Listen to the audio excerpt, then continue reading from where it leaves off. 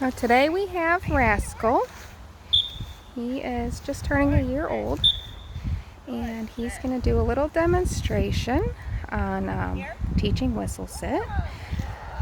So when we teach whistle sit, we just walk around and we call them to us. Lots of praise, and then we intermittently blow the whistle and want them to sit. If they don't sit, we repeat the sit command and blow the whistle again. So pretty soon they just sit on the whistle and don't need the sit command. So every time we work on our pile fetch drill, we start with a little whistle sit while we set up so that they're accustomed to hearing it. Right now, she is putting 4 bumpers to the left, our left. And now she's going to go put 4 bumpers to our right.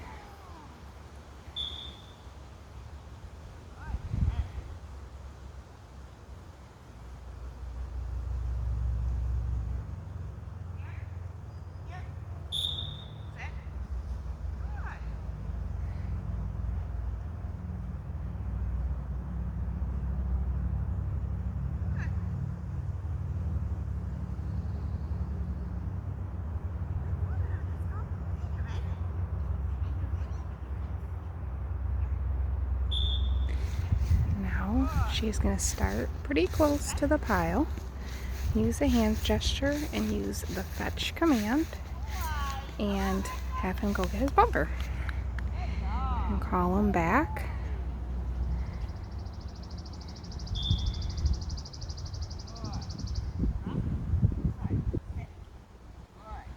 Sit them down on what would be pitcher's mound. My mom is on home plate. Cast him, and this time she used the word over. We're trying to convert the word fetch to the word over. Leading him back in a front face. He started with the word fetch, and then as he was going, says over. Lots of praise when they do it right.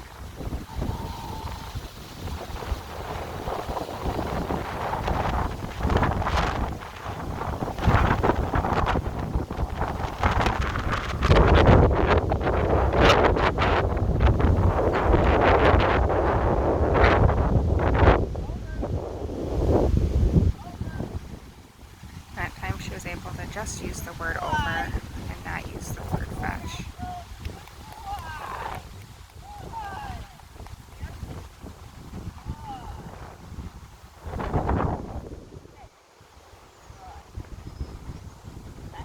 And she has slowly gotten a little farther away from the over pile than she first started.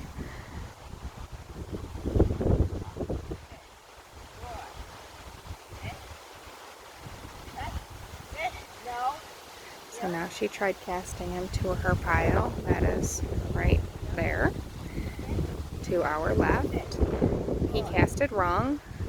He wanted to go where he's been going. So she's just telling him no and using attrition and telling him the word fetch. Fetch is the forced command. Over is the command we're converting to. So if we ever have trouble, we go back to basics. We go back to the fetch command. Lots of praise.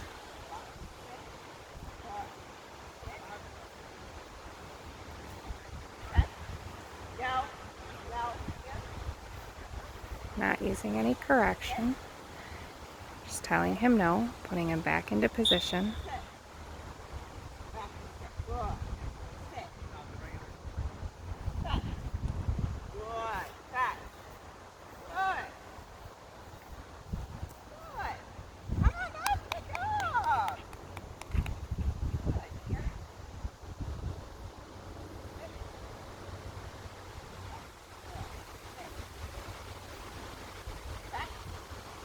He likes to go that way.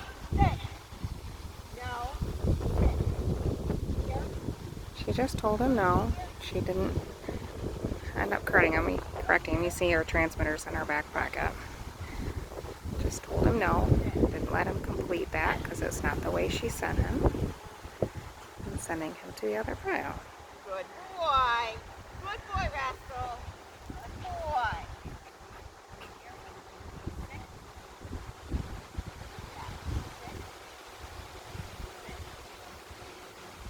Over. Back over. Back over. Good boy. Very good boy. As he was going, introduce the word over again.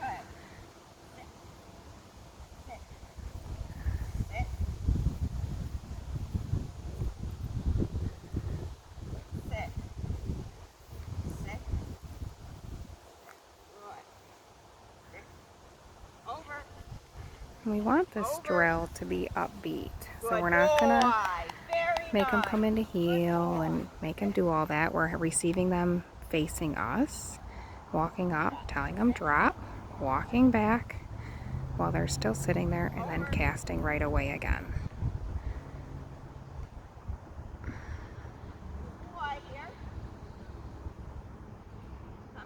Good job. And you really only get a good 10 to 15 minutes doing drills like this, depending on how hot it is. Sometimes you can only get 10 minutes, depending on the weather.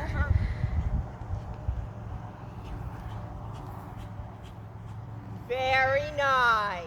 Good boy. And we work them multiple times a day. So shorter sessions multiple times a day is better than long, drawn-out sessions. Sit.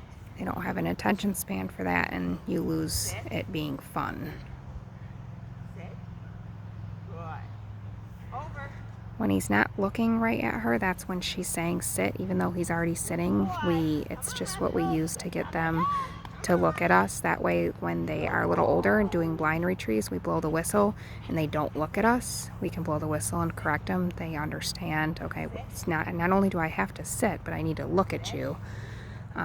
But that doesn't come till later, but right now, that's why we use that command.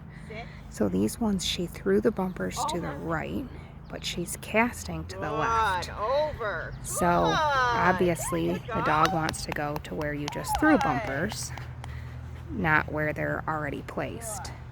So she just used attrition. Again, no corrections on these. Haven't needed to. We're teaching. She's throwing that one to the left. And she casts to the right. And that's how we know the dog understands what we're trying to do. That they understand that that hand gesture is what we want the direction them to go, not just where they saw a bumper fall.